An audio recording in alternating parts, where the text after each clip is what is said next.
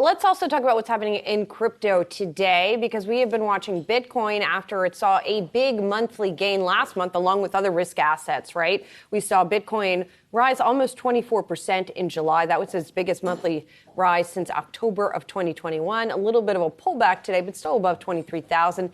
David Hollerith, we haven't caught up with him a little while about what's going on in price-wise with Bitcoin. So what's the latest chatter here around what's going to happen now, David?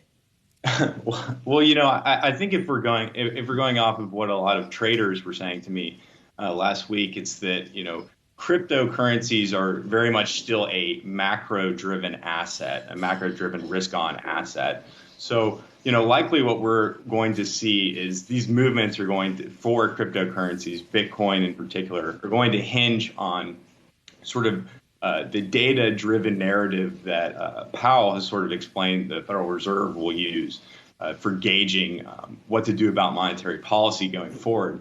So from that scenario, what it looks to be two major events for cryptocurrencies more broadly would be something like the consumer index price release, and then the jobs report, sort of two sides of how the Fed will be thinking about inflation.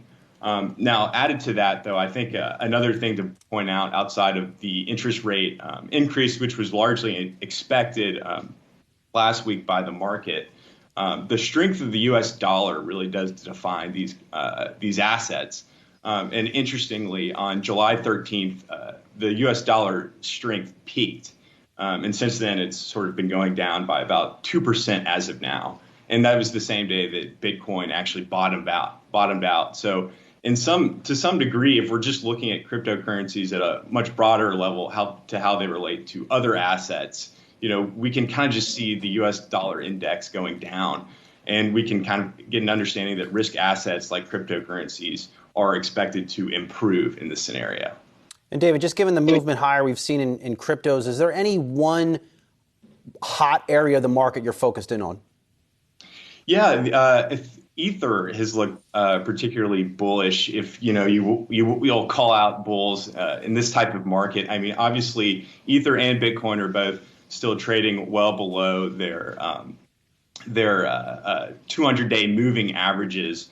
But Ether has this whole narrative around their software transition from proof of work to proof of stake, and the developers who are sort of behind all of that have come out with a stronger narrative in terms of giving reports for sort of these dress rehearsal tests leading up to it. And they've actually set a sort of a soft date for the transition to sort of begin / finish in the week of September 19th.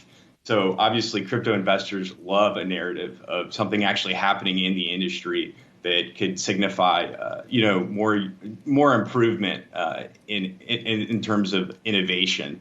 And really, there are a lot of questions about the Ether merge and what that will mean for the cryptocurrency. But one sort of definite one is that its energy consumption of the Ethereum blockchain will reduce by 90%. So that's a big win that Ethereum proponents are certainly touting now. David Hollerith with his pulse on all things crypto. Thanks so much.